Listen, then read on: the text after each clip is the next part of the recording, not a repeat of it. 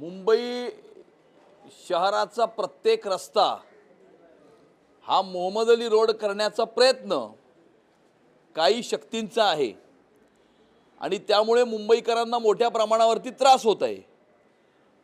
अनेक जिहादी radical fundamentalist ज्या काही शक्ती आहेत, ज्या शक्ती बांगलादेशमधून पश्चिम बंगालच्या 2 जिल्ह्यांमध्ये येतात, त्या 2 जिल्ह्यांमध्ये येऊन त्या ठिकाणच्या सरकारचा सकारात्मक त्यांच्याविषयी दृष्टिकोन असल्यामुळे डॉक्युमेंटेशन तयार केलं जातं।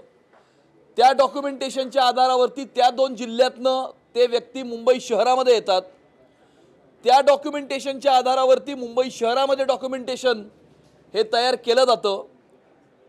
त्या ठिकाणी काही विशिष्ट भागांमध्ये मुंबई शहरातल्या लोकप्रतिनिधी अशा प्रकारच्या शक्तींशी सहानुभूती ठेवणारे असल्यामुळे त्या ठिकाणी त्यांचे Aadhaar card, PAN card, voter card तयार केले जातात, त्यांना मतदार केलं जातं आणि त्यांना रोजगारासाठी अनधिकृतपणे रस्त्यावरती अशा प्रकारे पादचाऱ्यांना त्रास होईल अशा प्रकारे त्यांना धंदे लावून दिले जातात।